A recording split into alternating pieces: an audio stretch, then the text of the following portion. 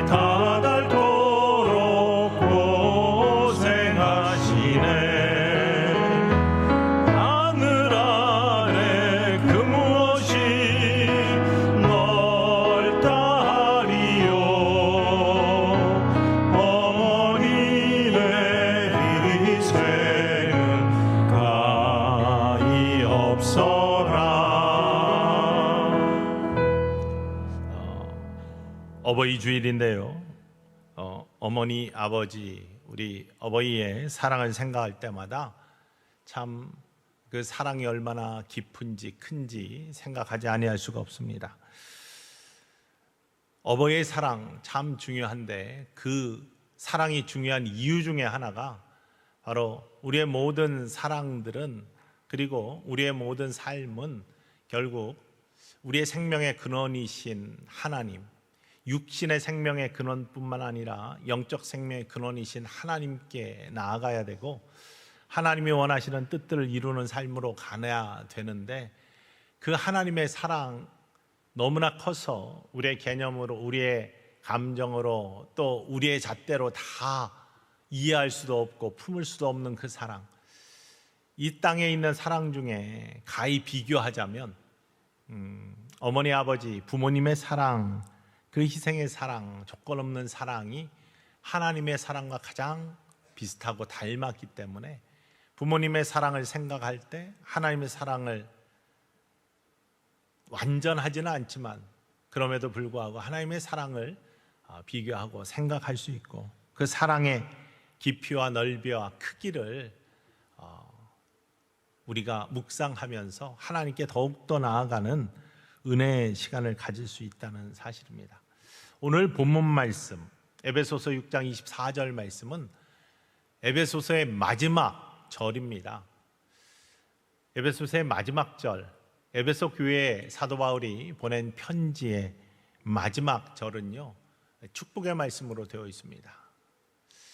우리 구주 예수 그리스도를 변함없이 사랑하는 모든 자에게 은혜가 있을지어다. 우리 주님을 변함없이 사랑하는 자, 왜냐하면요, 하나님은 우리를 변함없이 사랑하십니다. 하나님은 교회를 변함없이 사랑하십니다. 하나님은 가정을 변함없이 사랑하십니다. 우리 하나님은 우리 한 사람 한 사람 자녀 삼으신, 불러주신 모든 사람을 변함없이 사랑해 주십니다.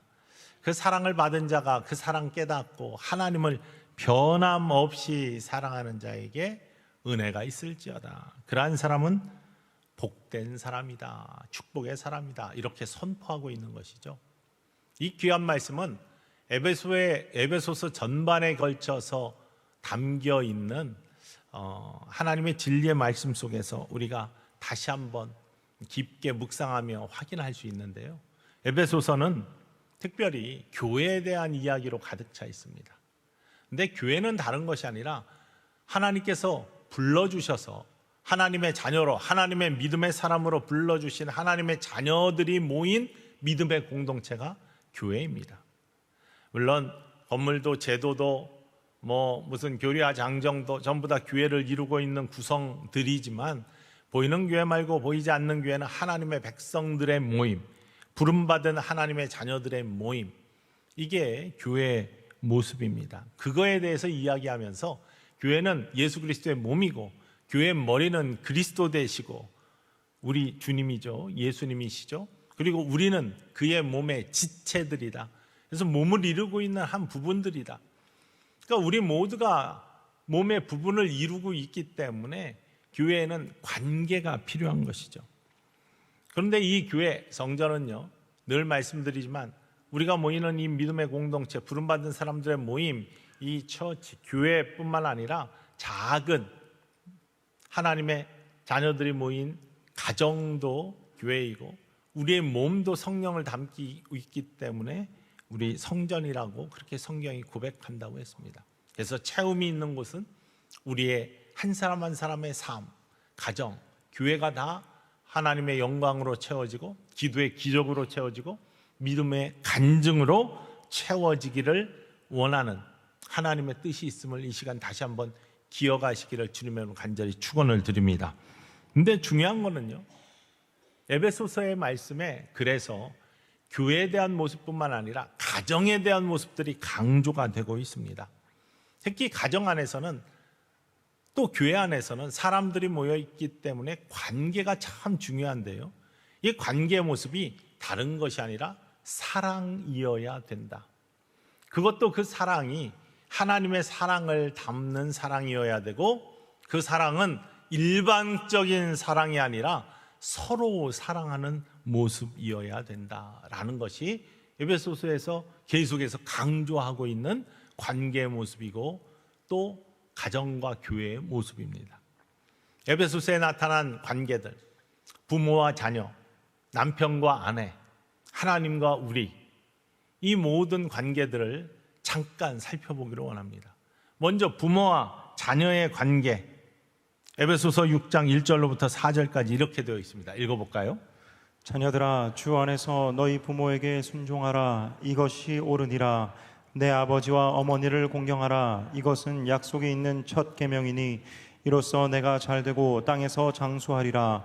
또 아비들아, 너희 자녀를 노렵게 하지 말고 오직 주의 교훈과 훈계로 양육하라. 아멘. 자녀들은 아버지에게 또 어머니에게 순종하고 공경해야 될 뿐만 아니라 아비들은 자녀들을 노엽게 하지 말고 주 안에서 양육하고 또한 그들을 훈계해라 라고 되어 있습니다. 중요한 거는요, 이 성경은 잘라서 읽으면 안 된다는 거예요. 한 부분만 읽으면 안 된다는 겁니다.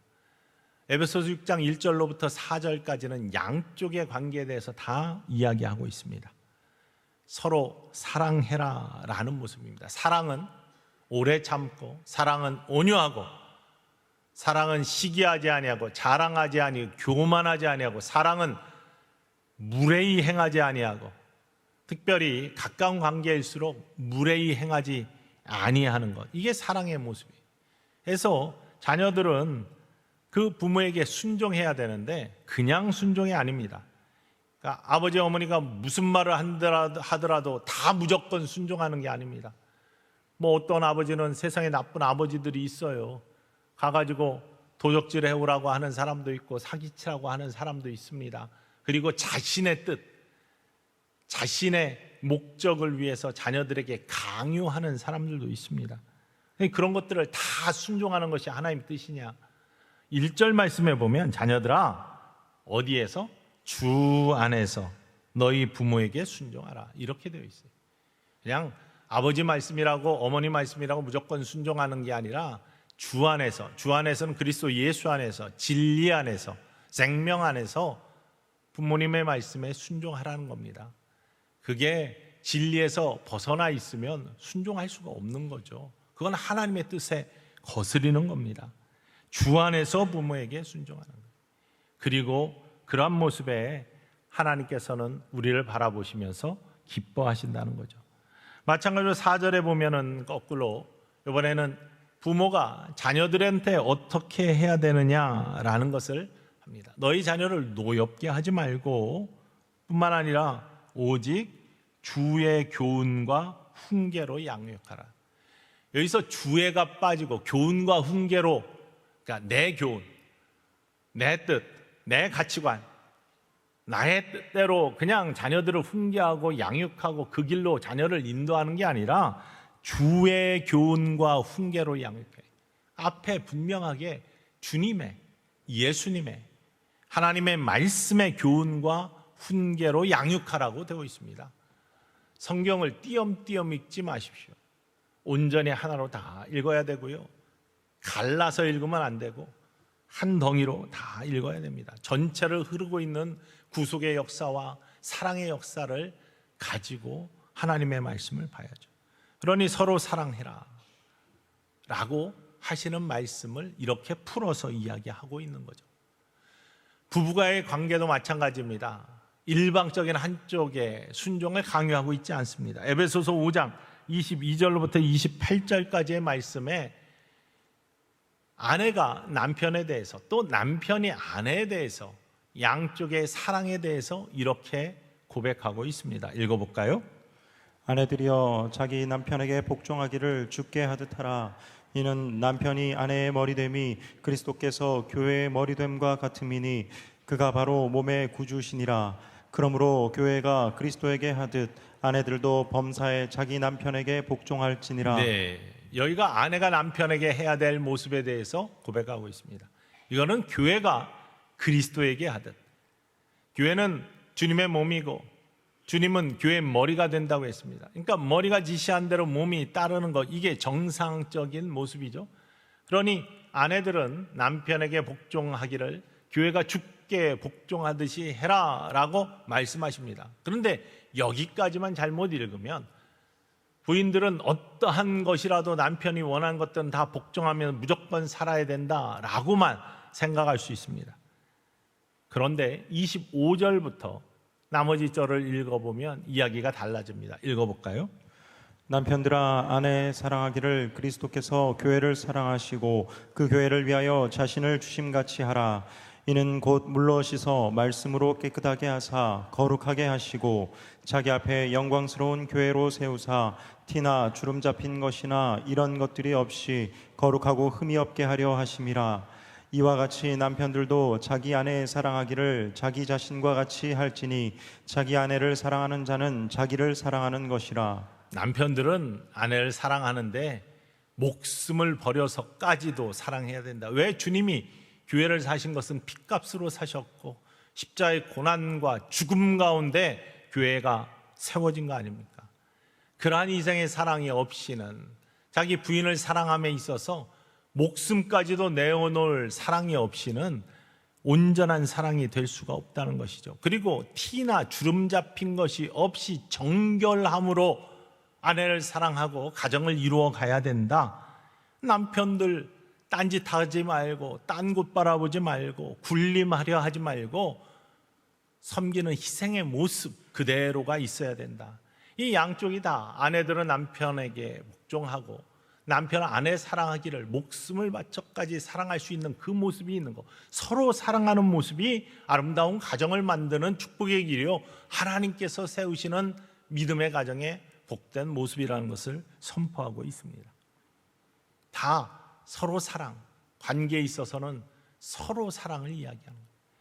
하나님과 우리의 관계 마찬가지입니다. 에베소서 5장 1절과 2절에 그 모습이 가장 잘 집약되어 나타나고 있습니다. 읽어볼까요? 그러므로 사랑을 받는 자녀같이 너희는 하나님을 본받는 자가 되고 그리스도께서 너희를 사랑하신 것 같이 너희도 사랑 가운데서 행하라. 그는 우리를 위하여 자신을 버리사 향기로운 제물과 희생 제물로 하나님께 드리셨느니라. 하나님과 우리 사이의 관계, 이것은요, 그러므로 사랑을 받는 자녀같이 너희는 하나님을 본받는 자가 되고, 하나님 우리를 사랑하셨습니다. 정말로 십자가의 놀라운 은혜로 우리를 사랑해 주셨습니다. 그 사랑을 받은 사람들이 우리입니다. 깨달은 사람들이 우리입니다. 그 받은 사랑을 고백하면서 우리가 해야 될 일은 뭐냐? 그 사랑을 본받아라 라고 하는 겁니다. 그러므로 2절 말씀에 그리스도께서 너희를 사랑하신 것 같이 너희도 사랑 가운데서 행하라. 주님이 나를 사랑하신 십자가의 사랑을 받았으면, 그걸 깨달았으면, 그 사랑이 무엇인지를 알았으면, 그 사랑을 믿으면 우리도 마찬가지로 사랑 가운데서 행하는데 다시 하나님께 그 사랑을 돌리고 또 그 사랑을 이웃과 나누면서 하나님 사랑, 이웃 사랑, 예수 그리스도의 새 계명 가운데 삶을 살아가는 것, 그것이 하나님께서 가장 기뻐하시는 우리의 모습이다. 그리고 하나님과 우리 사이의 관계가 되어야 된다라고 선포하고 있습니다. 바로 이러한 사랑, 하나님의 사랑이 어떤 사랑인지를 분명히 깨달을 수 있을 때 우리는 어떤 사랑을 이 땅에서 우리도 이루면서 살아야 할지를 알게 되고 믿게 되고 이루게 되는 것이죠. 하나님 사랑, 변함없는 사랑입니다. 조건 없는 사랑입니다. 한결같은 사랑입니다. 이러한 사랑을 우리는 받았습니다. 특별히 우리가 늘 부족하고 우리가 늘 모자라고 우리는 하나님 마음에 합한 사람들이 될 수 없는 죄된 세상을 살아가지만 돌아올 때까지, 모자람이 채워질 때까지, 그리고 늘 하나님께 부족한 것들이 채워지게 해달라고 바라기고 기도할 때까지 우리를 참아주시고 기다려주시는 하나님 사랑 가운데 우리가 살고 있지 않습니까? 이 사랑은요, 처음부터 지금까지 앞으로도 변하지 않는 사랑입니다. 이 변하지 않는 사랑을 우리가 받았습니다. 그러면서 하나님은 우리도 하나님을 변하지 않고 사랑하기를 바라십니다. 먼저 조건을 걸고 내가 너를 조건 없이 사랑해 줄 테니 너도 나를 변하지 않고 사랑해 줘라, 이렇게 하시는 게 아닙니다. 하나님은 조건 없이 우리를 사랑하십니다. 무엇인가를 바라고 사랑하시 주시지는 않습니다. 하지만 우리 부모님들이 내가 너를 사랑해 줄 테니 너 나중에 나를 꼭 이렇게 책임져야 된다, 이래서 사랑해 주시는 것이 아니잖아요. 그럼에도 불구하고 사랑을 받은 우리가 그 사랑을 깨달았을 때 그 사랑을 돌리기 원한, 그 사랑을 갚기 원하는 마음들이 생기고 하나님께 사랑을 드리기 원하는 모습은 하나님이 기뻐하시는 모습입니다. 그래서 사도 바울은 그러한 모습을 마지막 축복의 말씀으로 에베소 6장 24절에 우리 주 예수 그리스도를 변함없이 사랑하는 모든 자들에게 은혜가 있을지어다 라고 선포하고 있습니다. 우리 구주 예수 그리스도를 변함없이 사랑하는 모든 자들은 복될지어다, 은혜가 가득하다, 하나님의 사랑을 더 크게 받는다, 이렇게 고백하고 있는 겁니다. 여러분의 사랑이 변하지 않는 사랑이 되기를 주님의 이름으로 간절히 축원을 드립니다. 여러분의 주님을 향한 사랑이 변하지 않고 쇠하지 않는 사랑이 되기를 주님의 이름으로 간절히 축원을 드립니다. 예수님의 사랑, 변하지 않는 사랑이라고 했어요. 그럼 우리도 주님을 변하지 않고 사랑해야 됩니다. 그래야지 정말로 귀한 은혜와 축복 가운데 거할 수 있습니다. 하나님의 사랑, 정말로 담기 힘든 사랑입니다. 톨스토이가 이야기하는 것처럼요, 우리가 우리의 지식의 그물망을 하나님 사랑이 어떤 것인지 쫙 담구었다가 그 사랑 알 것 같아서 끄집어 올리려고 하는 순간 그물에 물이 다 빠져나가는 것처럼 하나님의 사랑을 다 잡아낼 수도 없고 또 이해할 수도 없다. 그만큼 하나님의 사랑은 큰 사랑이고 하나님의 사랑은 우리의 개념, 우리의 감정, 우리의 마음, 우리의 삶으로 다 이해하거나 품을 수도 없는 사랑입니다.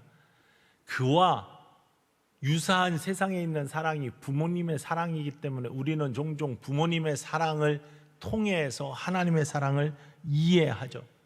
왜냐하면 부모님의 사랑이 조건 없는 사랑이기 때문에, 변하지 않는 사랑이기 때문에, 한결같은 사랑이시기 때문에, 변함없는 사랑, 오늘 본문 말씀에 변함없이 사랑하는 모든 자들에게 은혜가 있다고 했는데 그 변함없는 사랑은 도대체 어떤 모습이기에 그 변함없는 사랑을 사도 바울 선생님이 그렇게 강조했을까? 그 변함없는 사랑, 한결같은 사랑의 첫 번째 모습은 늘 생각하는 거예요. 늘 생각하는 거, 늘 마음에 두고 있는 거. 무엇을 마음속에 얼마나 품고 있느냐라는 것이 사랑의 크기입니다. 우리의 마음에 어떤 것을 얼만큼 품고 있느냐, 사랑을 크기로 잴 수가 없죠. 하지만 그 사랑의 크기를 그나마 알 수 있는 것은 우리의 마음에 어떤 것을 주로 생각하고 있고 어떤 것을 얼만큼 생각하고 있느냐가 그 사랑의 크기입니다. 우리 안에 늘 재물을 생각하고 있으면 재물을 사랑하는 사람입니다. 우리 안에 늘 다른 것들을 생각하고 있는 사람은 다른 것을 사랑하는, 그만큼 사랑하는 사람입니다. 그러나 우리 안에 나의 사랑하는 사람 혹은 우리 구주 예수 그리스도, 우리 하나님을 얼만큼 생각하고 있느냐가 그 하나님에 대한, 우리 구주 예수 그리스도에 대한, 사랑하는 사람에 대한 사랑의 크기입니다. 사랑하는 사람을 처음 만나서 사랑이 싹트기 시작할 때 어떤 모습이 나타납니까? 마음속에 그 사람이 떠나지가 않습니다. 늘 그리워합니다. 늘 보고 싶어 합니다. 조금이라도 떨어져 있으면 다시 만나고 싶어 하고요. 전화하고 싶고 목소리 듣고 싶고, 조금 전에 전화 끊었는데 다시 전화하고 싶고, 마음속에 그 사람만 가득합니다. 사랑이 싹트면 그렇습니다. 뭔가 잘 보이고 싶고 뭔가 잘 이야기를 해가지고 마음을 얻고 싶고 마음이 통하고 싶고 그 사람을 더 알고 싶고 그래야지 같은 걸 하고 싶고 이런 마음들이 늘 마음속에 그것으로 가득 차 있는 것, 대상이 무엇이고 그 크기가 얼마에 따라서 사랑의 모습이 달라지는 겁니다.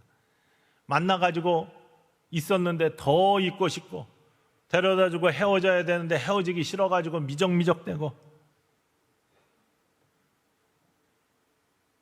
안 보던 책 가가지고 뒤적뒤적 하면서 내가 조금 유식하게 보이면 잘 보일라나, 안 읽던 시집 서점 가가지고 찾아서 또 거기에다가 이름 있는 헤르만 헤세 흰 구름 시집 안에 있는 바일리베 괜히 독일어로 된 거 알지도 못하면서 애워가면서 어떻게 하시는지 아십니까?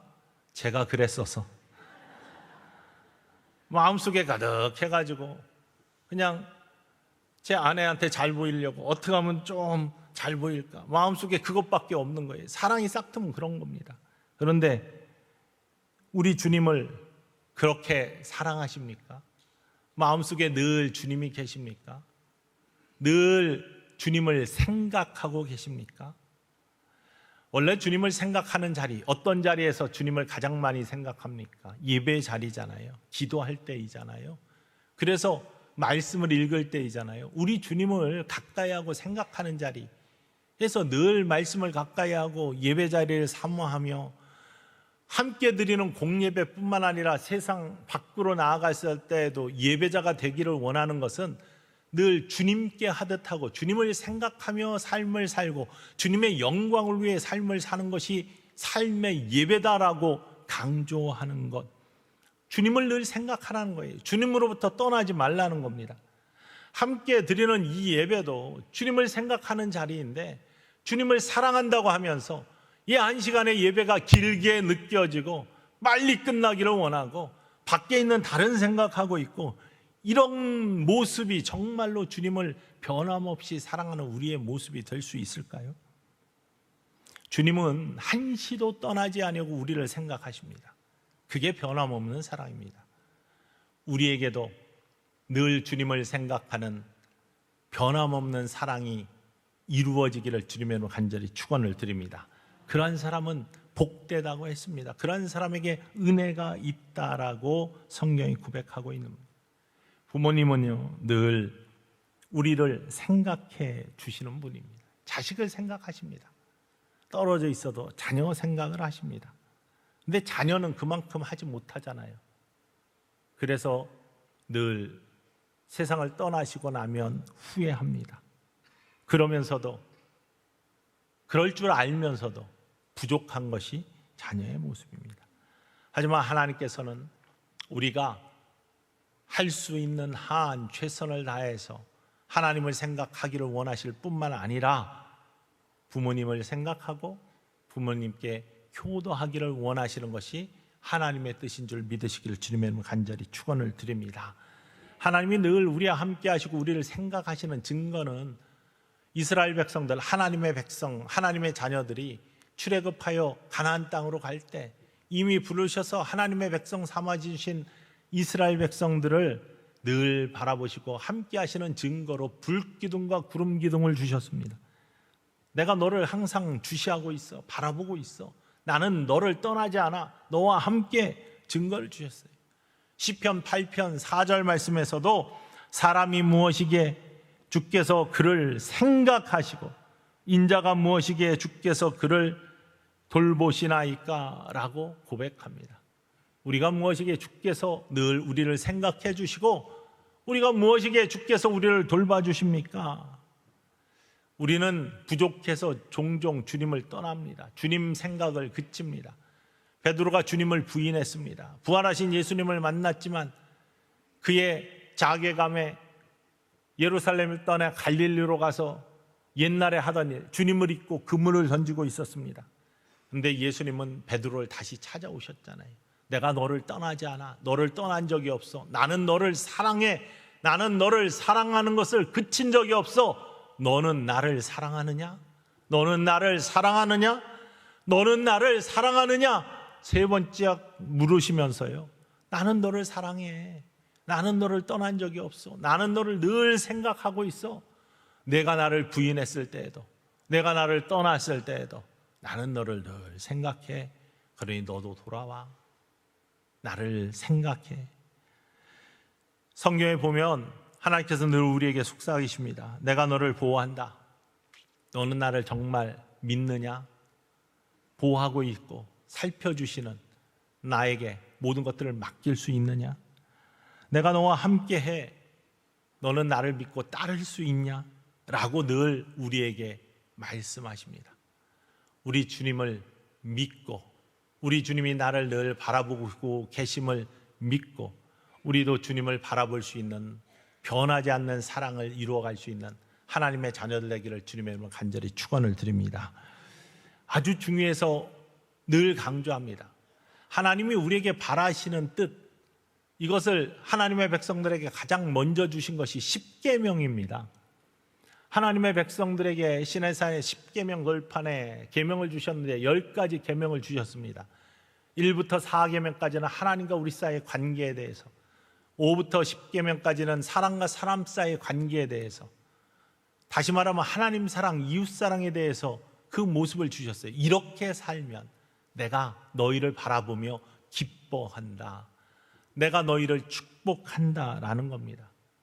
내 부모를 공경하라, 살인하지 말라, 간음하지 말라, 도적질하지 말라, 이웃 것들 탐내지 말라. 이웃과의 관계에서 사랑의 모습을 구체적으로 말씀해 주셨어요. 뿐만 아니라 하나님 관계 속에서 안식일을 거룩히 지키고 하나님을 섬기고 우상을 만들지 말고 여러 가지 말씀을 하시지만 가장 중요한 게 뭐냐? 첫 번째 계명이에요. 유대 사회에서 장자 첫 번째 얼마나 중요합니까? 십계명의 첫 번째 계명이 가장 중요합니다. 그 중요한 첫 번째 계명을 출애굽기 20장 3절에서 이렇게 이야기합니다. 첫 번째 계명입니다. 읽어볼까요? 너는 나 외에는 다른 신들을 내게 두지 말라. 너는 나 외에는 다른 신들을 내게 두지 말라. 이렇게 한국말로 개역개정에 번역되어 있지만 히브리 원문을 보면 너는 내 얼굴 앞에 다른 신들을 놓지 말라라고 되어 있습니다. 너는 내 얼굴 앞에 다른 신들을 놓지 말라. 너는 내 얼굴 앞에 다른 것들을 갖다 놓지 마. 언제나 하나님을 바라보고 있어야 돼요. 하나님은 언제나 우리를 바라보고 계십니다. 하나님은 언제나 우리를 주목하고 계십니다. 특별히 십자의 보혈의 놀라운 능력으로 자녀 삼아주신 하나님의 백성들을 언제나 살피시며 눈동자처럼 보호하실 뿐만 아니라 바라보고 계세요. 주목하고 계세요. 그런데 우리는 그 하나님을, 나를 바라보는 하나님을 바라보는 것이 마땅한 사랑받은 자의 모습인데 그 앞에 다른 것들을 갖다 놓는다는 거예요. 다른 우상들을 갖다 놓는다는 거예요. 돈을 갖다 놓고 자녀를 갖다 놓고 다른 것들을 갖다 놓아서 하나님만 온전히 바라보지 못한다는 거예요. 그것을 하나님은 마음 아파하셔요. 하나님은 어떻게 보면 이기적인 하나님이세요. 나만 바라봐 이렇게 말씀하시는 거예요. 나만 바라봐. 다른 거 바라보지 마. 나만 바라봐. 내가 너를 사랑하잖아. 너도 나만 사랑해 라고 말씀하시는 겁니다. 다른 거 바라보지 말고 나만 바라봤으면 좋겠어. 우리가 한 사람을 사랑하게 되면 다른 거 바라보면 안 되죠. 외도하면 안 되죠. 바람 피면 안 되죠. 다른 거 하면 안 됩니다. 성경에서 이스라엘 백성들이 하나님 섬기지 아니하고 우상을 갖다 놓고 우상을 바라보기 시작할 때 그것을 영적 간음이라고 그렇게 이야기하고 있습니다. 영적인 간음자가 되지 말라라고 성경이 예언자들이 하나님의 주시는 말씀을 선포합니다. 다른 거 바라보는 거 아니에요. 변하지 않는 사랑은 우리 주님을 오직 주님을 바라보는 사람입니다. 주님을 생각하고 주님을 사랑하는 것이 무엇입니까? 어떤 것을 통해서 주님만 바라볼 수 있습니까? 그거는 영적인 훈련들을 통해서 이루어지는데요. 예배자의 삶, 기도의 삶, 말씀 묵상의 삶. 그래서 교회 오면 변하지 않고 강조하는 것이 하나님 말씀 가까이 해라. 예배 잘 드려라. 기도 생활 열심히 해라. 이거 아니고서는 하나님을 온전히 바라보는 변하지 않는 사랑을 이룰 수 없기 때문에 우리의 사랑이 변하지 않는 복된 하나님의 축복의 자녀가 될 수 있는 아름다운 천성의 모든 식구들 될 수 있기를 주님으로 간절히 축원을 드립니다. 변하지 않는 사랑의 두 번째 모습은 큰 희생이 그 안에 있을 때 변하지 않는 사랑의 모습을 이루어 갑니다. 하나님께서는 우리를 변하지 않는 사랑으로 늘 돌보십니다. 그 가장 중심에 있는 것이 우리 구주 예수 그리스도 하나님의 독생자 외아들을 십자가에 내어주신, 그래서 우리의 생명을 독생자 외아들의 생명과 바꾸신 겁니다. 얼마나 큰 희생을 치르고 우리를 하나님의 자녀로 만들어 주셨습니까? 스스로 사망의 생명으로 옮길 수 없는 영원한 멸망에 처할 수밖에 없는 우리의 생명을 하나님이 구원해 주셨는데 값을 치르셨어요. 십자가의 값을 치르셨어요. 핏값을 치르셨습니다. 독생자 외아들의 가장 귀한 외아들을 우리를 위해서 희생시키셨다는 겁니다. 그 희생이 있었기 때문에 우리가 귀한 겁니다. 그 귀한 우리들을 늘 바라보시면서 잘 되기를 원하세요. 복되기를 원하세요. 하나님 말씀 가운데 거하기를 원하세요. 변하지 않는 사랑으로 하나님만 바라보기를 원하시는 것이 하나님의 마음입니다. 우리 부모님들이 우리를 위해 희생하시잖아요. 그 희생 바라보며 잘 되기를 원해서, 못 되기를 원해서 희생하시는 분이 어디 계십니까? 잘 살기를 원하고 복되게 살기를 원하고, 하나님의 이 희생을 에베소서 5장 우리가 읽었던 2장 후반부 부분에 우리가 하나님을 본받는 자가 되고 그리스도께서 우리를 사랑하신 것처럼 우리도 사랑 가운데 행해라. 그런데 그 사랑, 변하지 않는 사랑의 근거가 뭐냐? 하나님은 이렇게 하셨기 때문에 함께 읽어볼까요? 그는 우리를 위하여 자신을 버리사 향기로운 제물과 희생 제물로 하나님께 드리셨느니라. 희생 제물이 되어서 큰 희생을 치루어서 그 마음에 정말로 우리들이 담겨 있는 겁니다. 외아들의 목숨값으로 새로 산 우리들의 모습이기 때문에 하나님 우리를 어찌할 수 없는 거예요. 너무 귀한 겁니다. 그러니 눈을 뗄 수가 없고 손을 뗄 수가 없는 거예요. 근데 우리가 그걸 외면하는 거죠. 우리도 마찬가지로 변하지 않는 사랑으로 하나님께 희생의 모습을 드리면요, 하나님이 더 귀해지는 거예요. 하나님을 변하지 않고 사랑할 수 있는 거예요. 우리도 희생하지 아니하면 그 사랑을 지켜낼 수가 없다는 것입니다. 부모님들은요, 큰 희생으로 말미암아 우리가 잘 되기를 원하시면서 우리를 변하지 않고 사랑하십니다. 부모의 희생의 모습들이 있었기 때문에 부모의 사랑은 한결같고 끝까지 지켜지는 겁니다. 우리 아까 부른 노래 어머니의 마음, 김은경이라는 분이 작사한 거예요. 우리 할머니의 이름과 같아서 작사자의 이름을 늘 기억합니다. 근데 우리 할머니가 쓴 건 아닙니다. 그런데 그 가사를 보면요, 늘 사랑하는 이를 바라보는, 항상 바라보는 마음, 또 희생의 모습을 통해서 그 사랑이 변하지 않는 것, 이걸 얼마나 잘 녹여냈는지 알 수 없어요. 우리 가사만 한번 1, 2, 3절 다 읽어볼까요?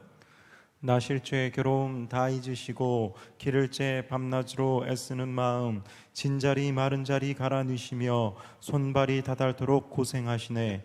하늘 아래 그 무엇이 넓다 하리요 어머님의 희생은 가히 없어라. 어려선 안고 업고 얼러주시고 자라선 문 기대어 기다리는 맘. 알아사 그릇 뗄사 자식 생각에 고우시던 이마 위엔 주름이 가득. 땅 위에 그 무엇이 높다 하리요 어머니의 정성은 지극하여라. 사람의 마음속엔 온 가지 소원, 어머님의 마음속엔 오직 한 가지. 아낌없이 일생을 자식 위하여 살과 뼈를 깎아서 바치는 마음. 인간의 그 무엇이 거룩하리요 어머니의 사랑은 그지없어라. 자식 생각 늘 생각하는 게 변함없는 사랑인데, 자식 생각에 이마에는 주름만 가득해지시는 부모님의 모습, 살과 뼈를 깎아 희생하시는 모습으로 우리를 사랑하시기에 변함없는 사랑, 한결같은 사랑으로 우리를 사랑하는 그 모습, 이게 세상에 있는 사랑 중에 하나님의 사랑과 가장 닮은 사랑이라는 것이죠. 우리도 이 변함없는 사랑으로 하나님을 사랑할 때 하나님의 은혜가 우리에게 가득해진다는 것을 성경이 선포하고 있습니다. 특별히 어머니의 이러한 희생적인 사랑, 이것들은 지금도 여전히 세상이 변해도 계속되죠. 미국에서는 5월 둘째 주일이 어머니 날입니다. 주일날이. 그리고 어머니 주일로 지킵니다. 6월 셋째 주일이 아버지 날입니다. 그리고 아버지 주일이 지킵니다. 이렇게 분리가 되어 있습니다. 그래서 5월 둘째 주일 어머니 주일에는 우리는 어버이날 5월 8일로 합쳐졌지만요. 근데 이 남자들이 미국에서 있을 때는 여성 성도님들을 위해서 식사를 잘 준비해서 식사를 대접하는 그런 일들을 했었습니다. 한 번은 이제 닭죽을 남자들이 끓여가지고 이렇게 여자 성도님들을 잘 섬겼습니다. 어머님들이라고요. 근데 닭을 먹다가 어떤 한 남자 권사님이, 남성계 권사님이 백숙 이야기를 하기 시작했어요. 닭에 관한 이야기를. 닭에 관한 이야기, 여러 이야기를 하다가 우리 작은 아버지가 생각납니다. 우리 작은 아버지는요, 지금도 닭 한 마리를 먹으면서 울분을 토합니다. 어렸을 때 백숙을 한 마리 하면은 집안에 뭐 여러 마리를 할 수 없으니까, 가난하니까 백숙을 한 마리 하면은 위에부터 쭉 순서가 돼가지고 돌아간답니다. 그러면 아버님은 다리, 또 작은 아버님, 작은 아버지의 또 아버님이 다리, 작은 아버지 또 다리, 형님 뭐 일부 뭐 쭉 가다 보면 자기는 서열이 막내이기 때문에, 말째이기 때문에 오는 게 국물도 제대로 안 온다는 거예요. 늘 입맛만 다시다가 제대로 먹어본 적이 없대요. 그래서 어렸을 때 마음속의 소원이 닭 한 마리 제대로 먹어보는 것이 내 일생의 소원이다, 이러면서 삶을 살았다는 거예요. 그래서 자라나가지고 이제 뭐 여유가 돼가지고 닭 한 마리 백숙을 먹으면 먹긴 먹는데 늘 허기지대요. 한 마리를 다 먹어도 옛날 생각이 나가지고, 이야, 닭 한 마리 실컷 먹어봐, 이런 마음을 가졌을 때 그 허기가 여전히 남아있다, 이렇게 말씀을 하시는데, 옆에 있던 한 여자 집사님이 그 말씀을 듣다가, 남자들이 그런데 여자들은 오직 하겠어요, 이렇게. 여자들, 어머니들 특히 밥상에다 막 뭐 남고 나면 남은 반찬, 남은 밥들, 뭐 아버지를 일부러 한 숟갈씩 남기시고, 그러면 부엌 바닥에서 그냥 그거 드시면서 배를 채우시던 그 어머니 모습을 생각하면서 그 희생과 희사랑, 자녀가 뭔가 하나만이라도 더 잘 먹었으면 좋겠다라는 그 마음, 이런 희생들이 결국에는 아름다운 가정들을 만든 근거 아니겠느냐. 예전에 세상 노래이지만 G.O.D라는 예전에 아이돌 그룹이 불렀던 노래 중에 어머님께라는 그런 노래가 있습니다. 그 가사 중에 어머님은 짜장면을 싫다고 하셨지, 뭐 이런 가사가 나옵니다. 한 가정이 굉장히 가난했는데 가사 내용이 그렇습니다. 가난해서 외식도 제대로 못하고 늘 좀 뭔가 먹을 게 있나 하면 라면밖에 먹을 것이 없었다. 너무 화가 나서 엄마한테 대들었다. 우리도 뭐 좀 좋은 거 한번 먹자. 그랬더니 어머니가 감추어 놓던 비상금을 털어가지고 짜장면을 시켜주셨다. 이 짜장면을 시켜주셔서 진짜 신나서 짜장면을 신나게 먹고 있는데 어머니는 드시지 않더라. 왜 안 드시냐고 물었더니 어머님은 짜장면이 싫다고 하셨지, 뭐 이렇게 하는 거예요. 어머니가 진짜로 짜장면이 싫어가지고 안 드셨겠습니까? 그 좋아하면서 먹는 자녀의 모습을 보면서 좀 더 먹었으면 좋겠다.